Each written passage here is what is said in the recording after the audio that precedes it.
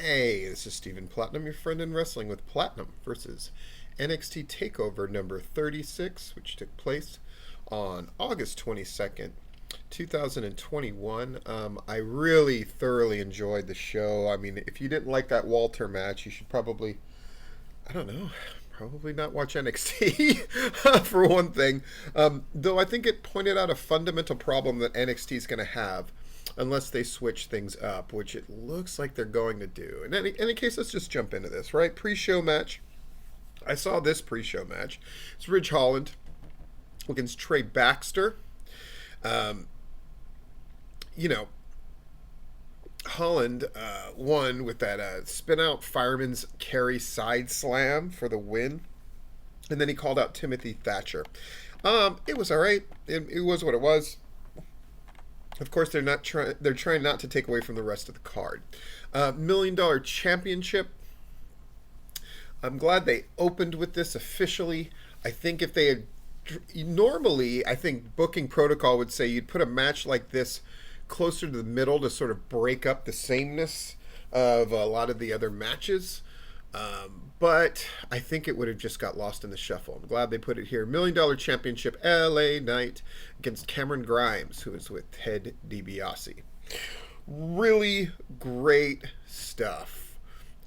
Just a fantastic match for what it was. I'm glad this had a chance to shine before we had the Walter match, which just blew everything away and left a crater right in the middle of the show with its awesomeness. But I'm glad this match got to go. Grimes hitting the cave-in to win was really, really wonderful. DiBiase using the $1 Million Championship to distract the ref. The $1 Million Dream coming into effect. Just really, really great stuff. And I think it's the best match that they have done as well, the two of them, LA Knight and Cameron Grimes. Though it did feel a little bit rushed, but then again, I don't know how much more story they have to tell with this thing, so it's probably good that they got this over with. NXT Women's Championship, Raquel Gonzalez against Dakota Kai. What a hard-hitting match. Jumping Jesus on a pogo stick. Super, super great. Gonzalez eventually catches her with that second rope single arm powerbomb for the win. And then Kaylee Ray comes down and stares at the NXT Women's Champion. I was going to say, if you want to look at Raquel Gonzalez, the one knock I think you can make on her is her rate. She didn't have a really great match as a champion, which Io Shirai, any number of the NXT Women's Champion, always had those great matches they could point to as they were champ. But this one, I think, puts her in that company, which is really great to see. What can I say about the NXT UK Championship? The then champ Walter against Dragunov. I mean, go watch this fucking thing. I don't know what else to tell you, man. It might be the best match of the year. It might have been better than the last time they wrestled each other, which seems unbelievable. And Dragunov's face and chest was beat the fuck. Go watch this thing. And it did highlight, here's the problem with NXT.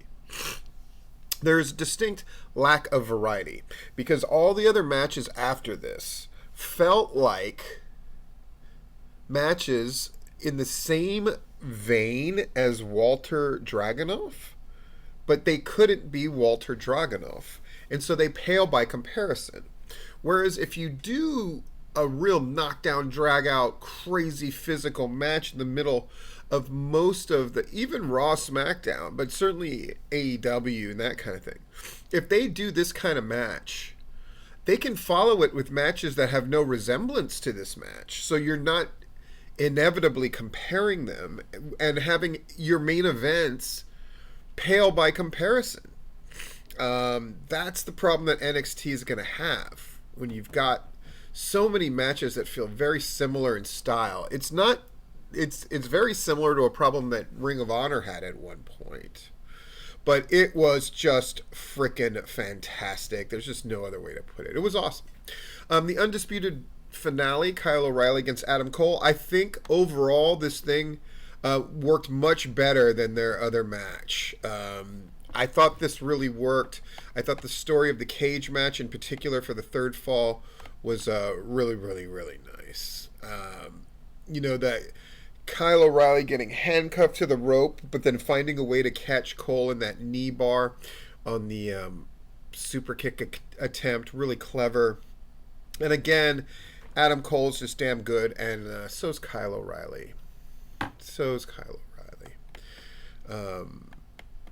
I gotta say, just much better than their other matches, and this really did great. And then Karrion Kross and Samoa Joe, really fantastic. Karrion Kross deserves a lot of credit here, really letting Joe shine throughout this thing. And the little battling of the submission matches, I thought was really clever. And Joe hitting a muscle buster to get that pin is really good. Really, really good. He was very tired, Samoa Joe was, but I think Karrion Kross does not get enough credit for his ring work, and I thought that they managed to get through this match and bring this show home, as much as it's possible to follow a match like Walter's. In any case, go check out this NXT Takeover. Highly, highly recommended.